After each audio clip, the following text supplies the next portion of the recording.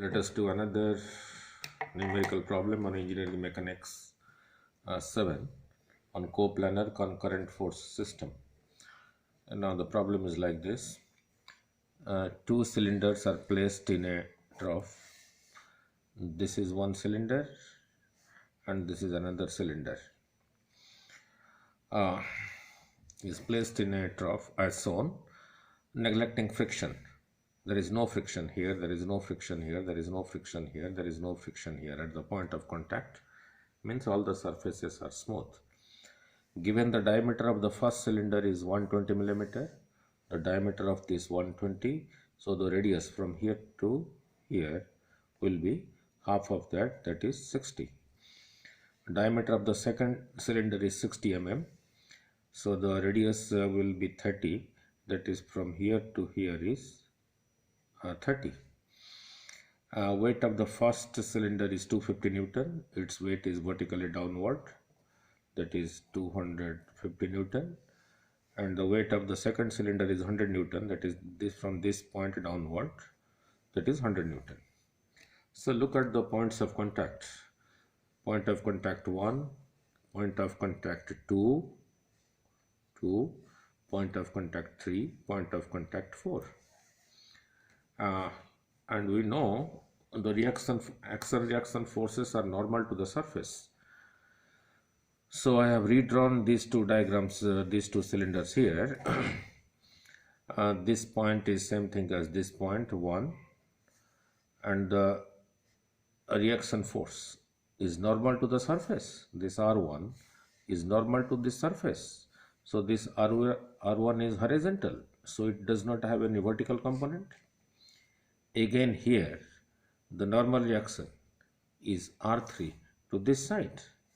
This R3 is also normal to the surface, so R3 does not have, this is your R1, so R3, R1 both are horizontal, so there is no need to split into rectangular components.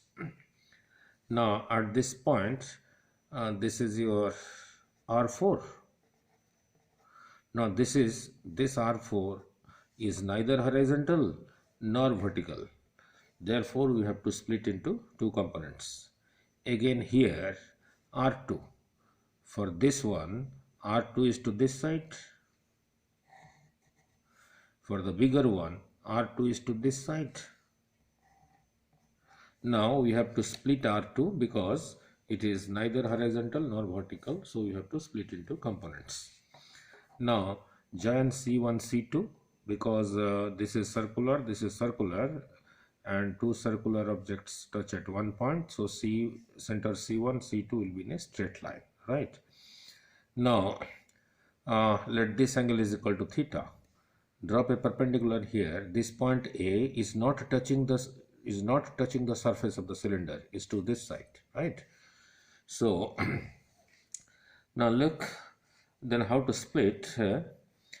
Here if you draw a horizontal line, this angle is 90, this is 45, so this the rest angle, so this has to be 45.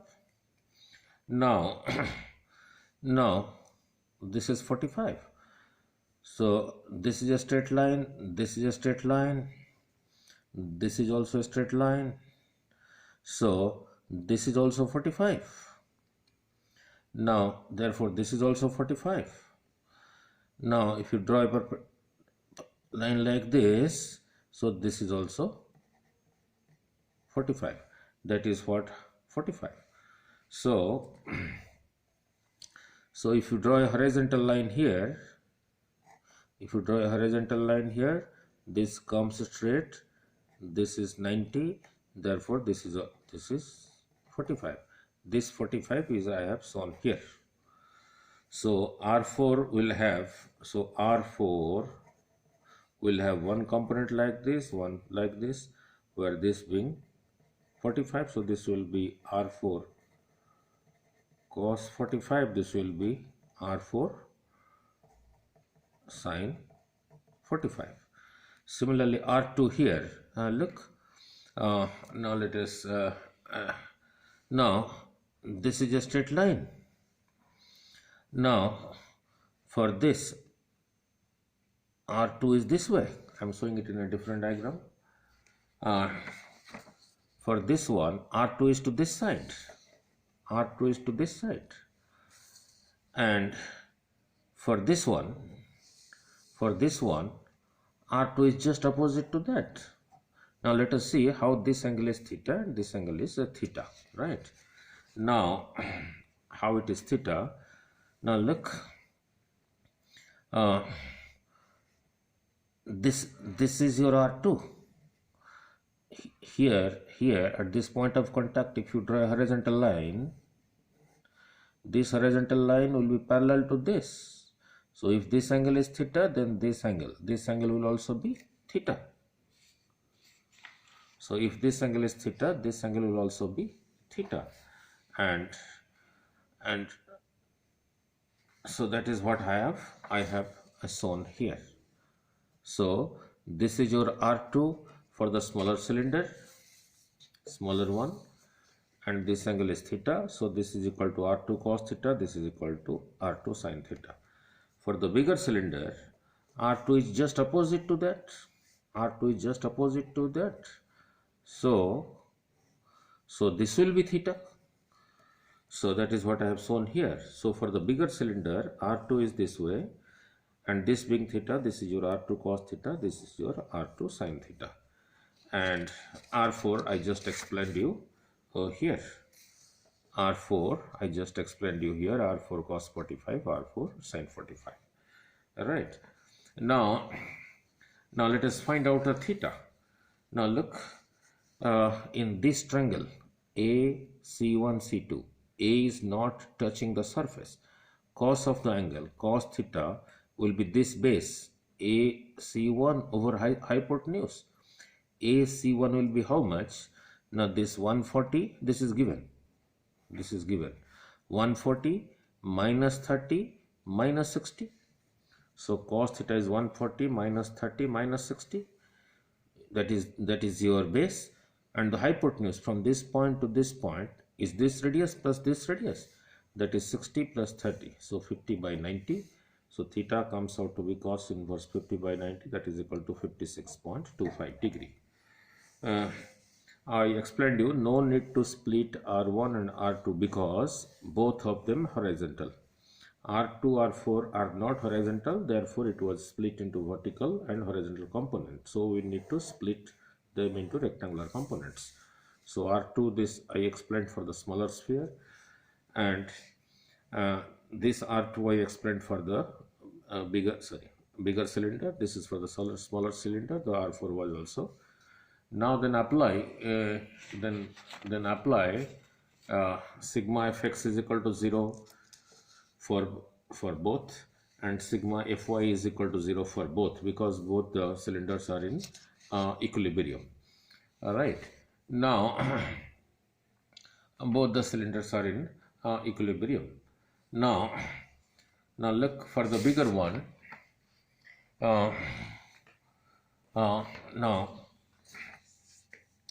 Now look at this equation. R2 cos theta plus R4 sin 45 is equal to R3. Look at R3. Where is R3? R3 is here. Now for this cylinder, for this bigger one, R3 is to this side, and from this point R4 cos 45 is to this side. So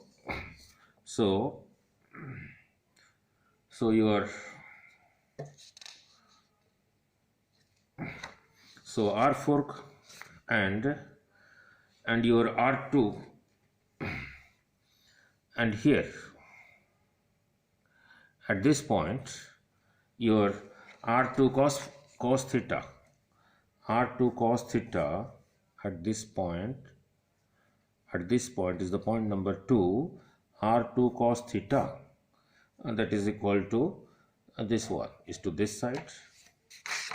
R2 cos theta is to this side, and R4 cos 45, R4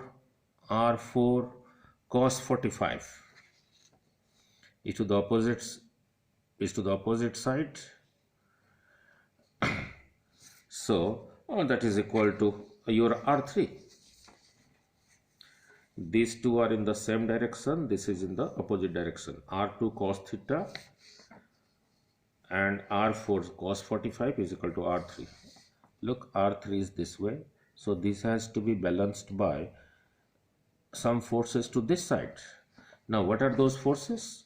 Now look, this is one R4 cos 45, and here at this point, for the bigger one, because this is I'm applying for the bigger one, here at this point is your R2 cos theta.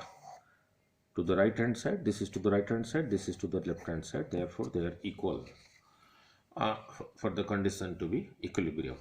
Now apply sigma Fy is equal to 0 for the bigger cylinder. For the bigger cylinder, sigma Fy is equal to 0 for the bigger cylinder. The weight of the bigger cylinder is vertically downward 250 Newton. 250 Newton downward. R2 sin theta on the bigger cylinder. At this point, for the bigger one, R2 sin theta is downward, which I explained to you here.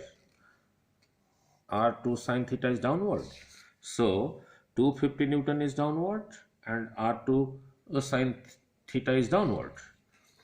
So 250 is downward for the bigger one, R sin theta is downward, and this is your upward force at R4, at the point of contact 4 for the bigger cylinder. So this is your second one.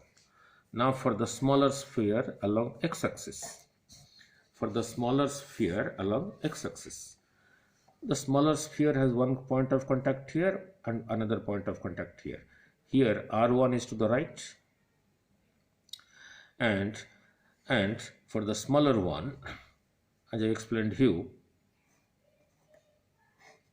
this is towards the left, that is equal to R2 cos theta. So R1 must be equal to R2 cos theta. So R1 is equal to R2 cos theta. Now apply sigma Fy is equal to 0 for the smaller cylinder. For the smaller cylinder, at this point its weight is downward, that is equal to 100 Newton. Weight is 100 Newton for the smaller sphere, and this is in the vertically upward direction, this is in the downward direction, so they must be equal and opposite. For the smaller one, R2, this is R2, so this will be equal to your R2 sin theta. So R2 sin theta is vertically upward, so both of them balance. So from this, your R2 is equal to 100 over sin theta. Theta we have calculated, put the value of sin here, do it in a scientific calculator, this comes out to be this. Now put this value of R2 in equation 3 here, that is R2 cos theta is R1, R2 just calculated is kept here, cos theta is calculated, so R1 comes out to be like this. Now then go to put R2 to find R4. Now put R2 in equation 2, this value of R2 in equation 2, that is here, to find out R4, because all other things are known. This is known and this is known and theta is known. So put R2 in equation 2 to find out R4. So 250 plus this is your R2 sine of the angle is equal to R sine 45.